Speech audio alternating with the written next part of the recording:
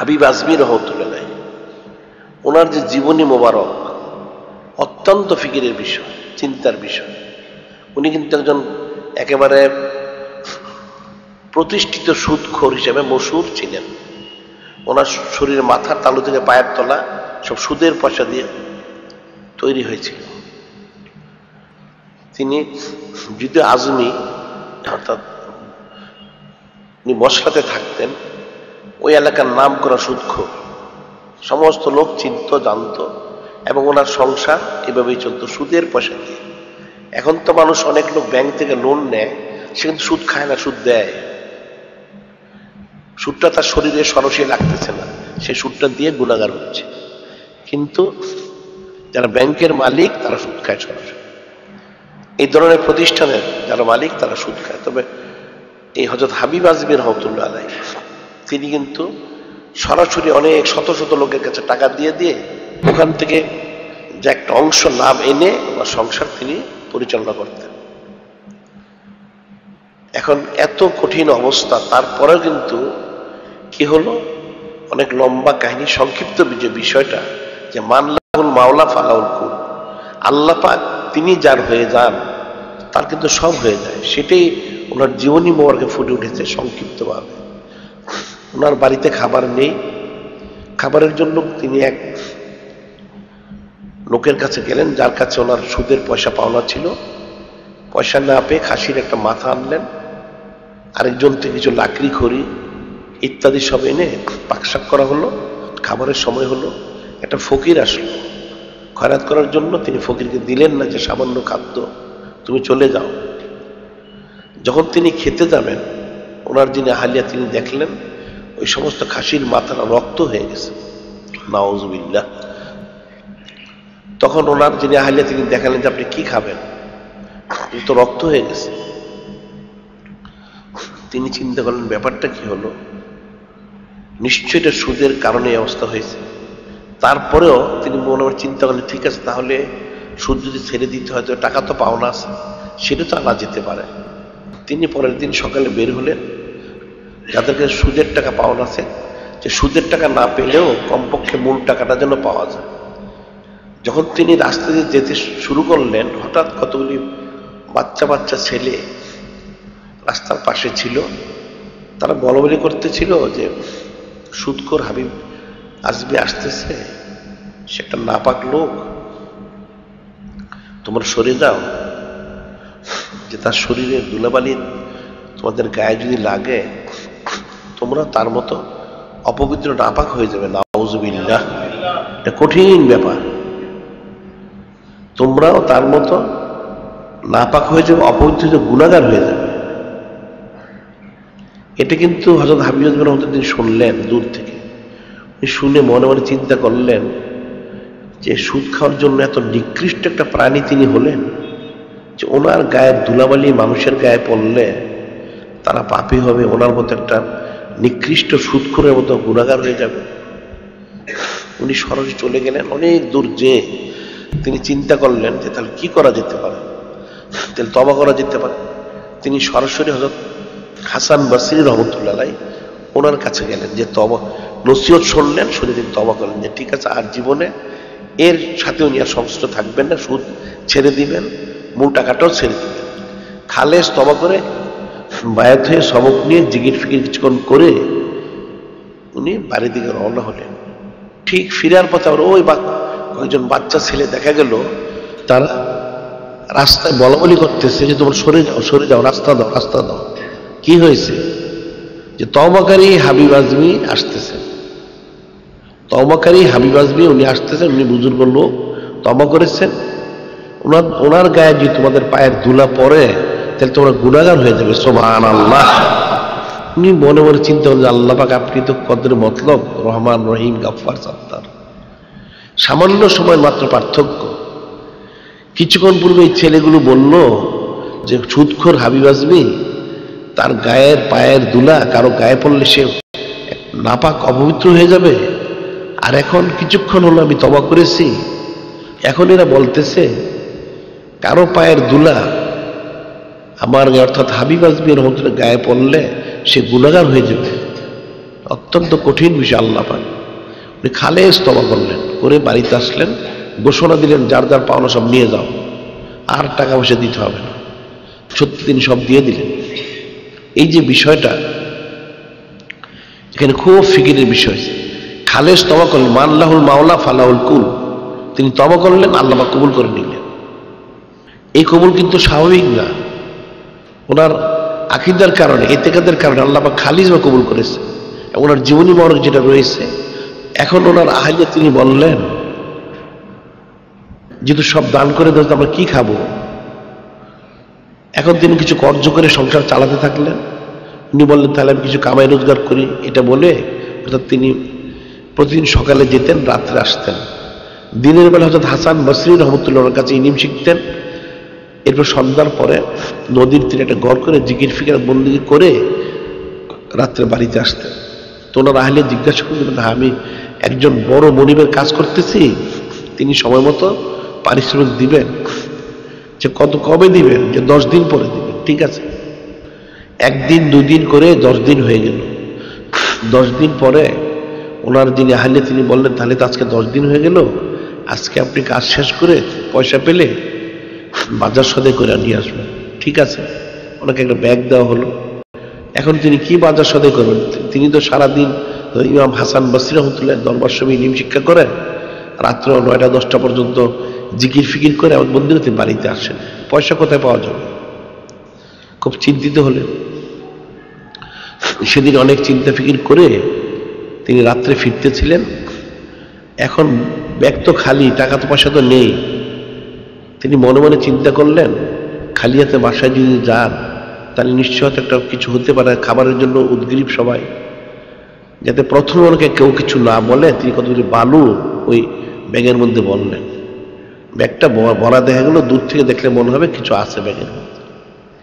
তিনি আস্তে আস্তে আসতে লাগলেন, দূর থেকে দেখতেছেন যে ওনার জন্য কেউ অপেক্ষা করে কিনা বাজার সদাইয়ের জন্য। কাছে এসে তিনি দেখলেন অনেক ঘিয়ের গন্ধ, গোশতের গন্ধ পাওয়া যাচ্ছে, মধুর গন্ধ পাওয়া যাচ্ছে। কি ব্যাপার? উনি আসলেন, ওনার যিনি আহলিয়া উনি তাড়াতাড়ি আসলেন, এসে বললেন আপনি তাড়াতাড়ি আসুন, আপনার যিনি মনিব তিনি তো আপনার পারিশ্রমিক পাঠিয়েছেন। কি পাঠিয়েছেন? 1 বস্তা ময়দা আটা, একটা বড় খাসি জবাই করা, আর এক বড় পাত্র ঘি আর এক বড় পাত্র মধু, এবং এই 10 দিনের জন্য এর খরচ 300 দিরহাম দেওয়া হয়েছে। এবং যারা এসেছিলেন 4 জন যুবক, ওনারা বলেছেন আপনাকে বলার জন্য আপনি যদি আরো কাজটা ডিউটিটা সুন্দর করে করতে পারেন আপনার মজুরি বাড়িয়ে দেওয়া হবে। উনি চিন্তা চুপ থেকে ফিকির করেন ব্যাপারটা কি হলো, কারণ সাধারণভাবে ওনার বিষয়টা চিন্তার মধ্যে আসার কথা ছিল না। তিনি অপ্রস্তুত হলেও তিনি বিষয়টাকে এমনভাবে গ্রহণ করলেন যাতে ওনার আহলিয়া বিষয়টা বুঝতে না পারে। উনি বললেন ঠিক আছে।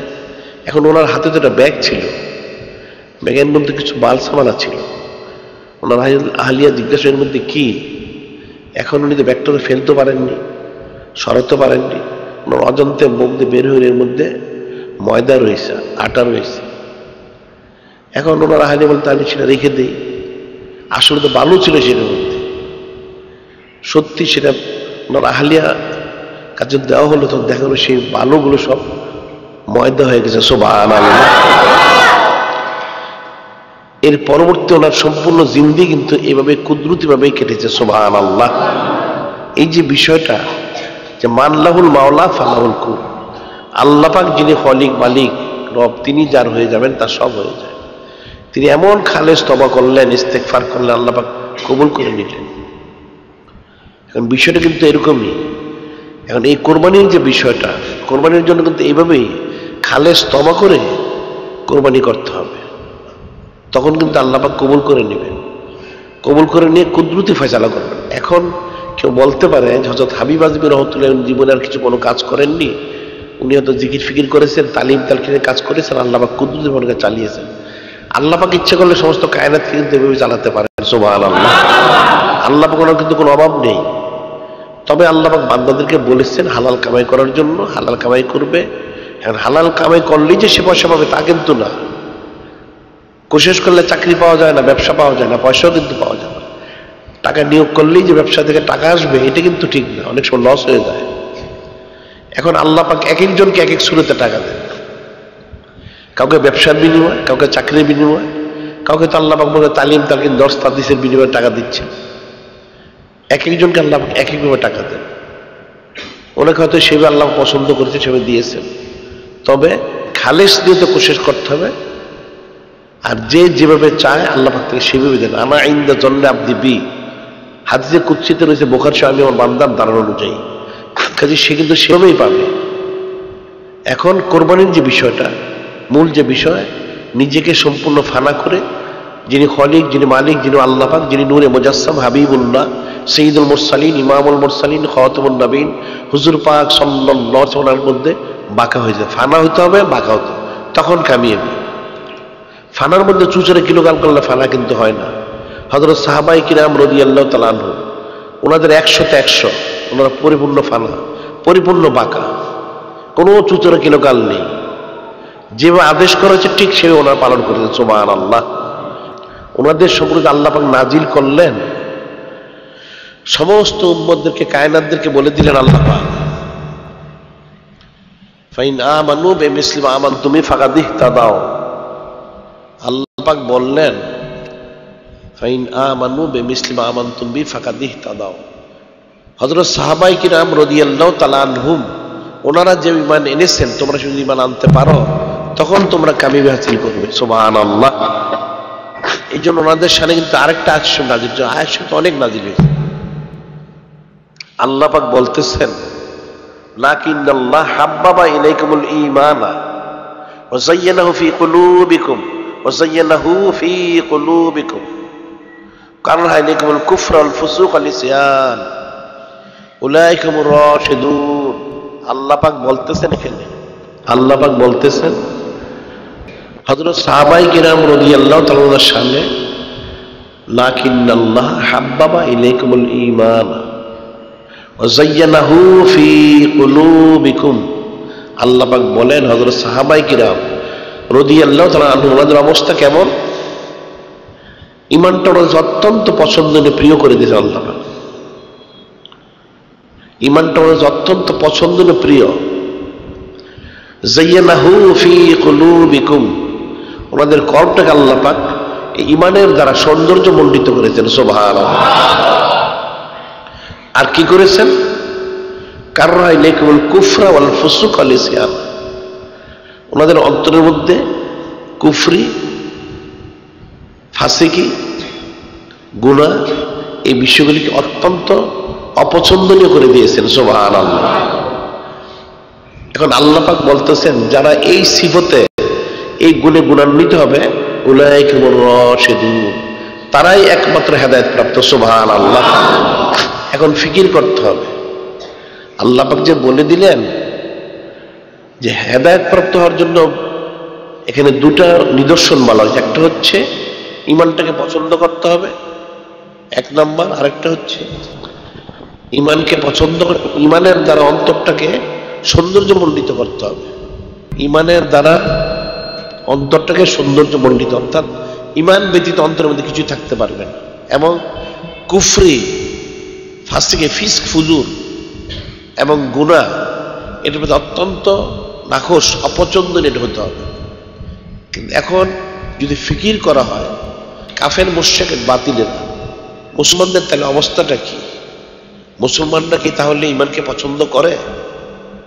তার অন্তরটা কি ঈমানের দ্বারা সৌন্দর্যমণ্ডিত হয়েছে? সে কি কুফরি, ফিস্ক, ফুজুর, নাফরমানি কাজ, গুনাহকে অপছন্দ করে? সেটা দেখা যাচ্ছে না। এটা কিন্তু খুব সূক্ষ্ম বিষয়।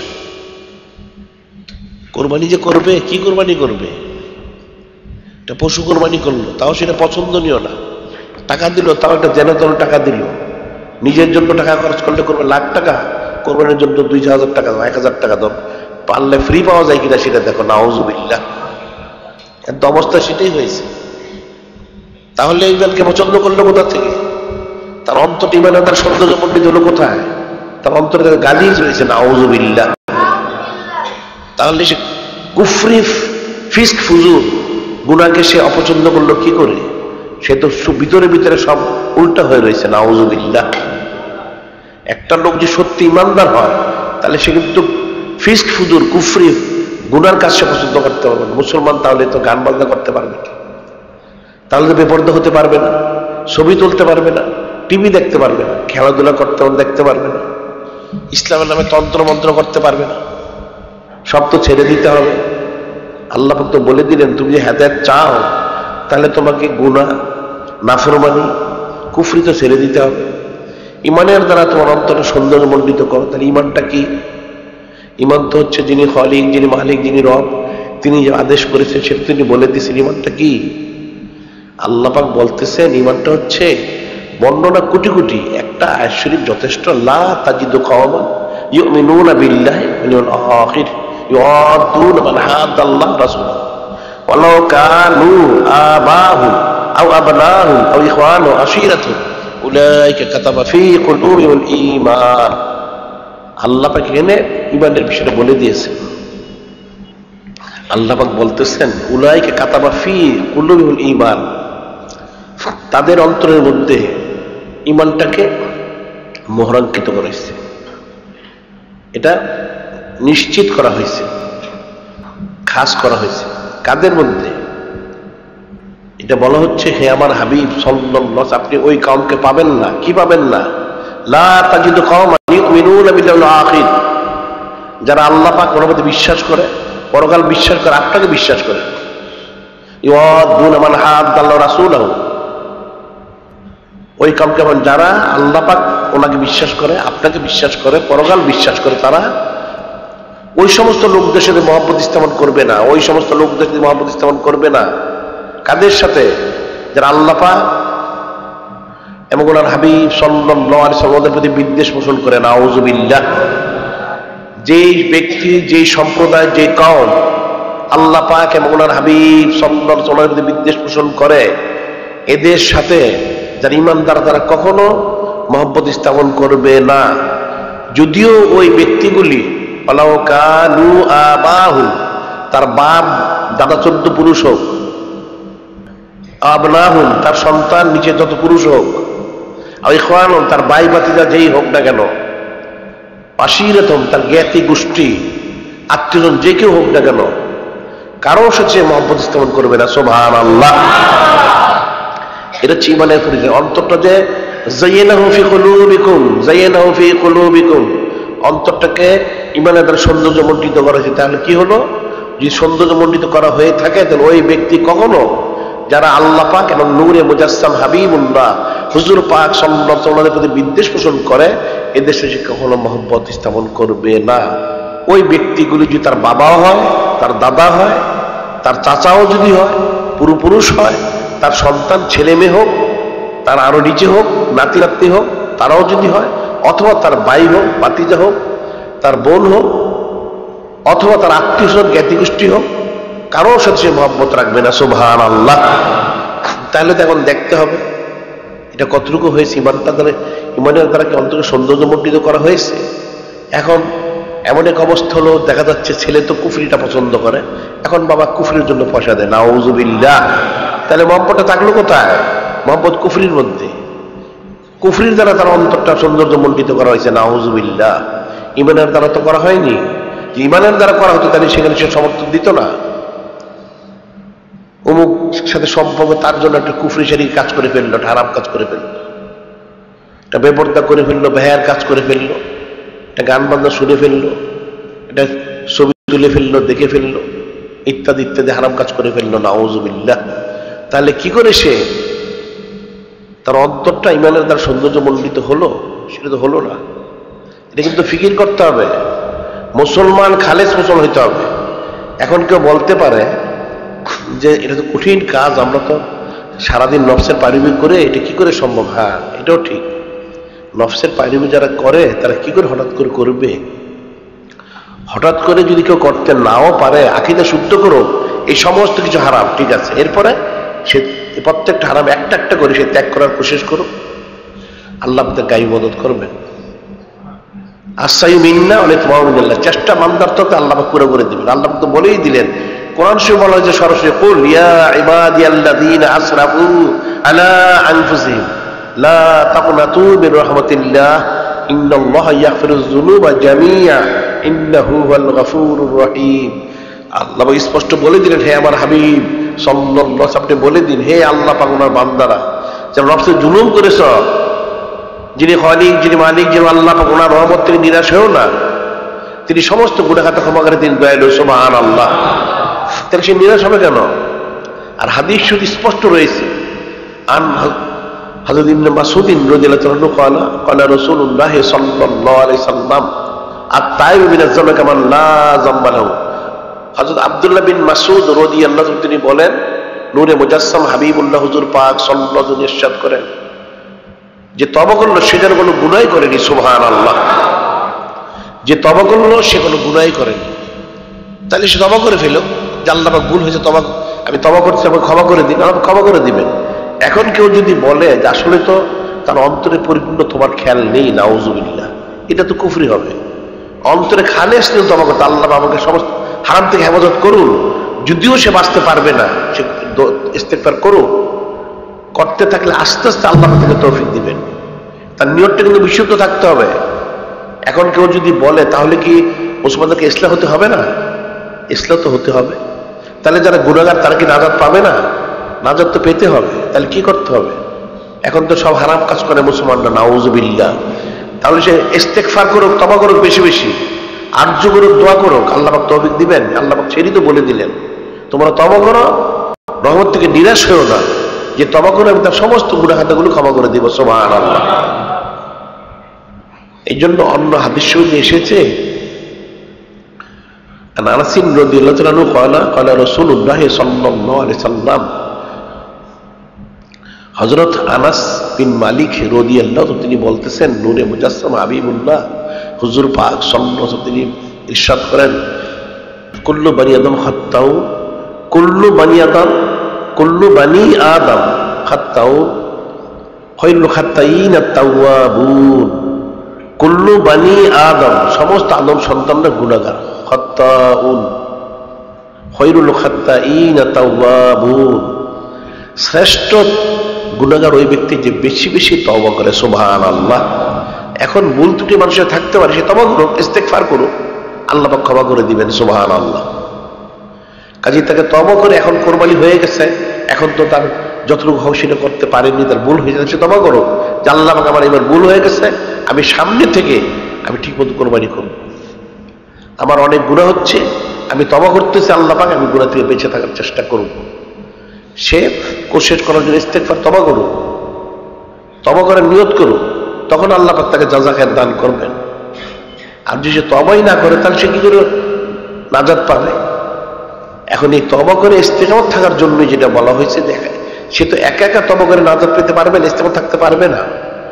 সেই জন্য বলা হয়েছে যদি কেউ তওবা করে ইস্তেকামত থাকতে চায় তাহলে সে কোন একজন আল্লাহওয়ালা লোকের সুবত ইখতিয়ার করবে, বায়াত গ্রহণ করবে, সবক নিবে, জিকির ফিকির করবে, তাহলে আশা করা যায় সে একজন আল্লাহ পাক ওনার ওলির ফয়েজ তাওয়াজ্জুর কারণে সে ইস্তেকামত থাকতে পারবে, সুবহানাল্লাহ।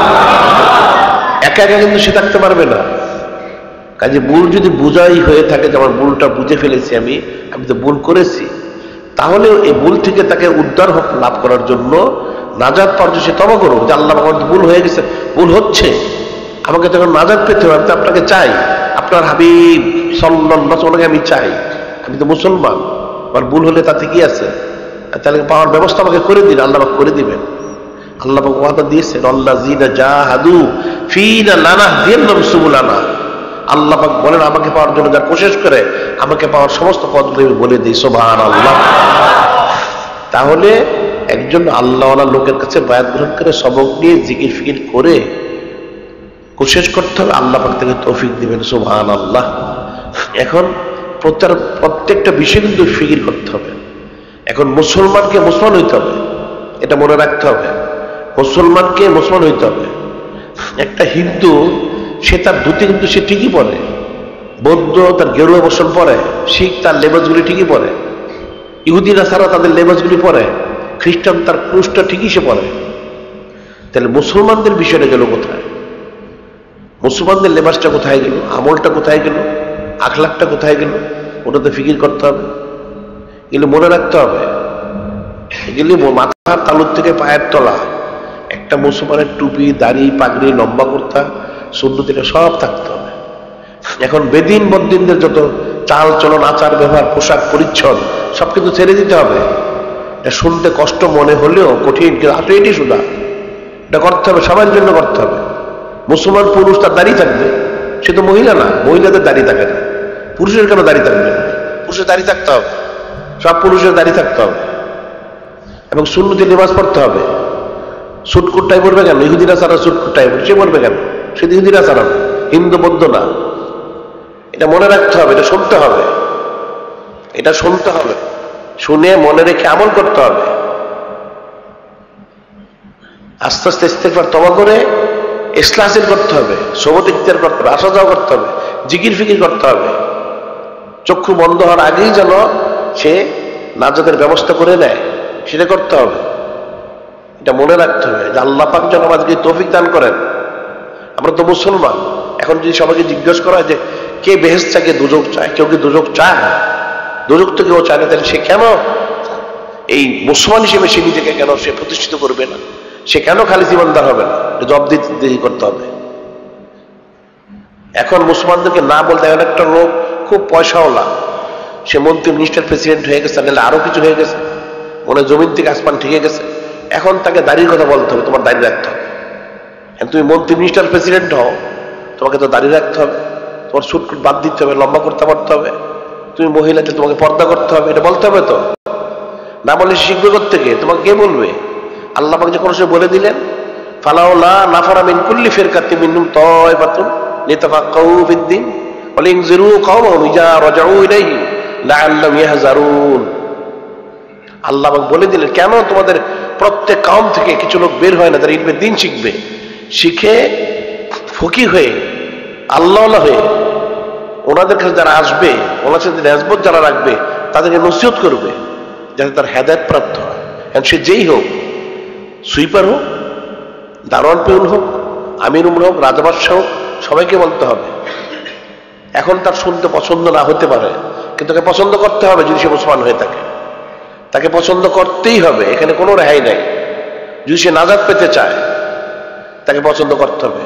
যদিও প্রকাশ্যে সে আমলে ত্রুটি, তার অন্তর অন্তর মহব্বত করতে হবে যে আল্লাহ পাক আমাকে তৌফিক দান করেন, তৌফিক দিবেন। সে খালেস নিয়ত করলে, তওবা করলে, আমি তো এটা অনেকবার বলেছি, হাদিস ও কোরআন শরীফে রয়ে গেছে, একটা বান্দা যখন ইস্তেগফার করে, খালেস তওবা করে, খালেস তওবা করে সে যখন ঈমান শুধরিয়ে নেক কাজ শুরু করে দেয়, তখন কি হয়? আল্লাহ পাক নিজেই বলে দিয়েছেন ইল্লা মান তাবা ওয়া আমানা আমিলা আমালান সলিহান ফাউলাইকা ইউবাদদিলুল্লাহু সাইয়্যাতিহিম হাসানাত কানাল্লাহু গাফুরুর রহিমা। আল্লাহ পাক এখানে স্পষ্ট বলে দিলেন ইল্লা মান তাবা ওয়া আমানা ওয়া আমিলা আমালান সলিহান, যে ব্যক্তি তওবা করলো, ঈমান আনলো, আমলে সলেহ করলো। একটা লোক অনেক গুনাহগার, আল্লাহ পাক না করুন, জমিন থেকে আসমান তার গুনাহ, বয়স 60, 70, 80 হয়ে গেছে, জীবনের শেষ প্রান্তে, এখন তো আসমান জমিন গুনাহ হয়ে গেছে, কি করবে? আল্লাহ পাক বলছেন তওবা করো, সমস্ত গুনাহ থেকে তওবা করো, ইল্লা মান তাবা ওয়া আমানা, খালিস ঈমান আনো, আমিলা আমালান সলিহান, নেক কাজ, শুধু নামাজ কালাম জিকির ফিকির তো সব শুরু করে দাও। তাহলে কি হবে? আল্লাহ পাক নিজেই বলতেছেন উলাইকা ইউবাদদিলুল্লাহু সাইয়্যাতিহিম হাসানাত। এই তওবা করলে তার তো গুনাহ মাফ হলো, একদিকে শুধু গুনাহ মাফ হলো না, তার এই জমিন থেকে আসমান পর্যন্ত যত গুনাহ, সমস্ত গুনাহগুলি আল্লাহ পাক নেকিতে পরিবর্তন করে দিবেন। সুবহানাল্লাহ।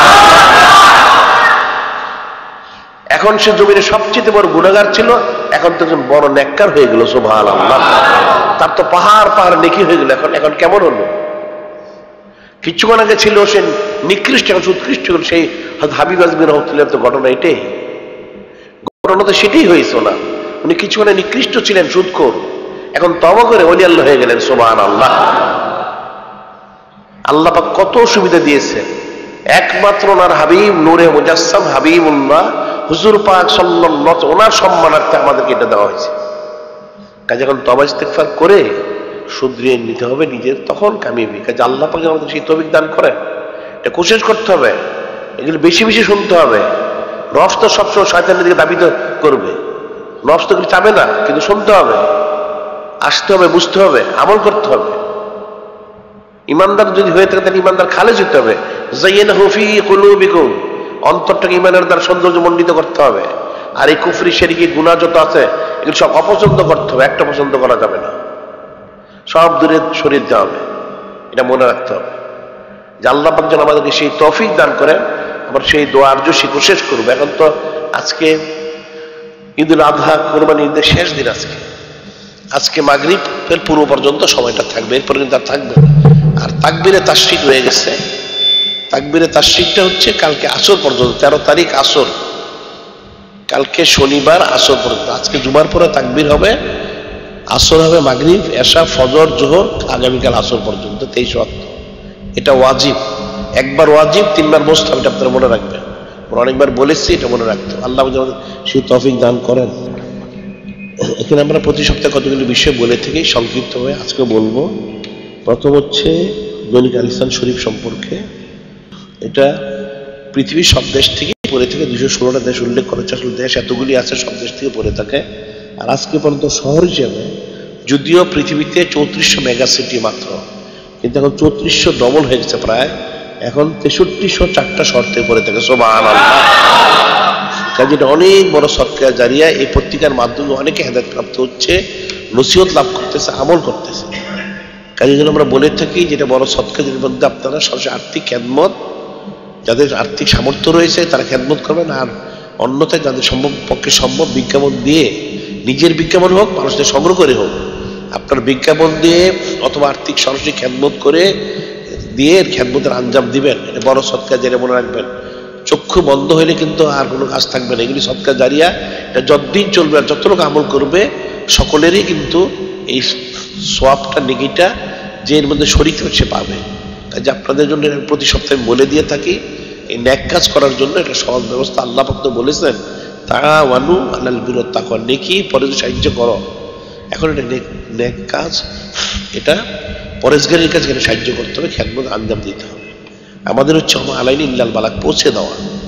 এখন যে করবে সে পাবে, যে না করবে সে পাবে না।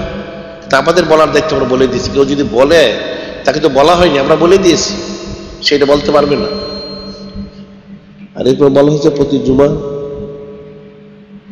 শুক্রবার জুমা থেকে, আর সোমবার শরীফ হচ্ছে সকাল 11টা থেকে 2:30 পর্যন্ত। মেয়েদের এখানে সপ্তাহে 2 দিন তালিম হয়, জুমার দিন বাদ জুমা, আর সোমবার শরীফ হচ্ছে সকাল 11টা থেকে 2:30 পর্যন্ত। এছাড়া রমজান শরীফ 1 মাস ব্যাপী, আর রবিউল আউয়াল শরীফ 1 মাস ব্যাপী তালিমের ব্যবস্থা হয়ে থাকে। মেয়েদের আপনারা তালিমের ব্যবস্থা করবেন। এগুলো আমরা তাকিদ দিয়ে থেকে, এখন হয়তো অনেকে বুঝে না, কিন্তু একসময় সে বুঝবে। হয়তো এমন যদি হয় মৃত্যুর পরে বুঝে, তাহলে কাজ হবে না। হায়াত থাকতে বুঝতে হবে। একজন মেয়ে যদি আল্লাহওয়ালি হয়, এটা সংসার কিন্তু হেদায়েত হয়ে যায়। আর মেয়ে আল্লাহ পাক একটা কোনো মহিলার যে গোমরা হয়ে যায়, নাউযুবিল্লাহ, সংসারটা ধ্বংস হয়ে যাবে। কাজেই প্রত্যেকে তার অধীনস্থ মহিলা, তার আহলিয়া হোক, তার মেয়ে হোক, বা তার অধীনস্থ যারা আছে, তাদের জন্য অবশ্যই তালিমের ব্যবস্থা করে। এখানে গুরুত্বের সহিত কাজটা করতে হবে। আমরা যেন প্রতি সপ্তাহে বলে দিই। পুরুষ একজন সুফি হলো, ওলি আল্লাহ দরবেশ হওয়ার চেষ্টা করলো, আর তার বউ বাজারে বাজারে ঘুরবে, নাউযুবিল্লাহ, সেটা কেমন ধরনের সুফি হলো? ওটা সে হাকিকি সুফি হতে পারলো না। আর এখানে মুসলমানদের প্রতি জুলুম নির্যাতন আর কাফেরদের যে ভয় আযাব গজবের যে সিডি 2টা প্রদর্শনী হয়েছিল, সেটা তো বের হয়েছে, সেটা আপনার সঙ্গে নিয়ে যাবেন, দেখবেন। সেটা নসিহত আছে এর মধ্যে। কোরআন শরীফে কিন্তু কাফের মুশরিকদের আযাব গজবের কথা বর্ণনা করা হয়েছে, ইমানদারদের সুসংবাদগুলো বর্ণনা করা হয়েছে। এটা সুন্নত। সেই হিসেবে আমাদের এই প্রদর্শনীগুলো কিন্তু হয়ে থাকে। কাফেরদের আযাব গজবটা দেখানো, অর্থাৎ কাফেরদের ধ্বংস হয়ে যাচ্ছে, আর মুসলমানদের যে জুলুম তারা করেছে, জুলুমের কারণে ধ্বংস, এই বিষয়টা দেখানো, এটা কিন্তু সুন্নতের অন্তর্ভুক্ত। সুন্নতে রাসূল সাল্লাল্লাহু আলাইহি ওয়াসাল্লাম অন্তর্ভুক্ত। সুবহানাল্লাহ। আর এখানে যেটা বলা হয়েছে, এখন তো কোরবানির চামড়া যারা দেওয়ার তারা দিয়ে দিয়েছে। এরপর আপনার যাকাত, ফিতরা বা অন্যান্য দান খয়রাত মাদ্রাসায় পৌঁছানোর চেষ্টা করবেন। এটা বড় সদকা। আমাদের এই মাদ্রাসাটা ইলমি, ফিকহ, তাসাউফ 2 প্রকারই তালিম দেওয়া হয়, ছেলে মেয়ে উভয় এখানে রয়েছে। আর এখানে মাদ্রাসায় ভর্তি করার ব্যাপারে, ছেলে হোক মেয়ে হোক ভর্তি করার ব্যাপারে ছেলেদের মাদ্রাসায় যোগাযোগ করে জেনে তোমার মেয়েদের জন্য মেয়েদের মাদ্রাসায় যোগাযোগ করে ভর্তির সময় জেনে ভর্তির ব্যবস্থা করতে হবে। আর আমাদের যে বই কিতাবাদি যা কিছু বের হয়েছে আপনার প্রত্যেকটা সংগ্রহ করবেন না, আরো ইনশাল্লাহ কিতাবাদি বের হবে, জরুরি জরুরি কিতাব বের হবে। এখন আমাদের কিতাবাদির মধ্যে যে দলিলাদিল্লা রয়েছে এটা কিন্তু পৃথিবীর অন্য কোনো কিতাব আপনারা পাবেন না। যত বড় কিতাব আপনি নিয়ে আসুন না কেন এত দলিল কিন্তু পাবেন। আমাদের কিতাব যদি ছোট হয় এটার মধ্যে এত দলিল থাকে, অনেক বড় বড় কিতাব এত দলিল থাকে না। আমরা হাজার হাজার কিতাব ঘেটে ওই দলিল বের করে সেগুলি আমরা সেই দলিলগুলো দিয়ে থাকি। কাজে এটা অত্যন্ত জরুরি সকলের জন্য, খালেস ইমানদারদের জন্য। এর জুমার খুতবা, জানাজার নামাজের আহকাম, ইমানি জব, কুফরি বক্তব্যের বিপরীতে এটা তো সেই সাইদুল আইয়ার সম্পর্কে, নূরে মুজাসসাম হাবিবুল্লাহ হুজুর পাক সাল্লাল্লাহু আলাইহি ওয়াসাল্লাম ওনার সম্পর্কে বিশেষ স্মরণিকা উম্মুল উমা, বার্ষিক মহসিনা, মিলাদ শরীফ ও কিয়াম শরীফ, কারবালার হৃদয় বিদারক ইতিহাস, আগাম শাহরি রমাদান ইত্যাদি আর অনেক কিতাবাদি পত্রিকা যা বের হয় 200 সংখ্যা তো পার হয়ে গেছে, আপনারা সংগ্রহ করবেন। আর দৈনিক আল ইসলামের ব্যানারেটিং হোক, তারপরে সম্পাদকীয় হোক, মন্তব্য হোক, মতামত, এগুলো আপনারা পড়বেন বেশি বেশি। আর এখানে একটা জিনিস বলা হচ্ছে মক্কা শরীফ, মদিনা শরীফ, কাবা শরীফ, রওজা শরীফ এর ছবিযুক্ত জায়নামাজ। যেই জায়নামাজের মধ্যে মক্কা শরীফ, মদিনা শরীফ, রওজা শরীফ, বাইতুল মুকাদ্দাস শরীফের ছবি রয়েছে, সেগুলিতে নামাজ পড়বেন না। ওটা নামাজ পড়া কুফরি, ইমান নষ্ট হয়ে যাবে। সেটা যদি কারোর থেকে থাকে তাজিমের সহিত রেখে দিবেন। আর যারা তেল পানি কালো জিরা শিরক করে এনে থাকেন তাদের ছবি যেন না থাকে। ছবি থাকলে নামাজ ফাসাদ হবে একদিকে, আরেকদিকে হচ্ছে এর কারণে রহমত থেকে সে বঞ্চিত হবে, এটা মনে থাকে যেন। আর এখানে বলা হয়েছে মসজিদে প্রবেশ করার পূর্বে মোবাইল ফোন বন্ধ করে নিতে হবে এবং রিংটোনটা এটা যেন কখনো বাজনা না হয়, এটা মনে থাকতে হবে। রিংটোন যেন কখনো বাজনা না হয়, মোবাইল ফোন তো বন্ধ রাখতে হবে মসজিদে প্রবেশ করার সময়। আর সাধারণভাবেও মোবাইল ফোনের রিংটোন যেন বাজনা না হয়, এটা মনে রাখতে হবে। এটা কাফেরদের ষড়যন্ত্র। আর অবস্থানকালীন সাক্ষাৎ সময় প্রত্যেকের জুতা সেটে, টাকা পয়সা, মোবাইল ইত্যাদি যা রয়েছে সেগুলো নিজের দায়িত্বে হেফাজত করতে হবে, নিজের দায়িত্বে হেফাজত করতে মনে থাকে যেন। চোর, ডাকাত, ছিনতাইকারী, পকেটমার, জুতা চোর, স্যান্ডেল চোর, মোবাইল চোর ওটা মসজিদ বান্দা শেষে থাকে। যেটা হেফাজতের ব্যবস্থা করতে হবে, যার যারটা তার তার দায়িত্বে। কাজী কোরবানি আজকে শেষ হবে দিন হিসেবে। এখন 1 বছর যারা হায়াত পাবে তারা আবার পাবে, তবে ইস্তেগফার করতে হবে। ভুল যা হয়ে গেছে আল্লাহ আমাদের ক্ষমা করেন আমাদের ভুলের জন্য। সামনে যেন এই ভুলগুলো না হয়, আমরা যেন খালেস নিয়তে একদম বিশুদ্ধভাবে আল্লাহ পাক এবং ওনার হাবিব সাল্লাল্লাহু আলাইহি ওনাদের সন্তুষ্টিজনকভাবে ওনারা যে পছন্দ করেন সেভাবে যেন আমরা কুরবানির সমস্ত কাজগুলি সমাধা করতে পারি, সেই দোয়া সে আরজু আমরা করতে হবে সবাইকে। হাকিকি ফানা, হাকিকি বাকের মনে থাকে জন্য। এটা অত্যন্ত গুরুত্বপূর্ণ একটা ইবাদত, পছন্দনীয় এবং মহব্বত একটা ইবাদত। সেভাবেই যেন করা যায় এটা মনে রাখতে হবে।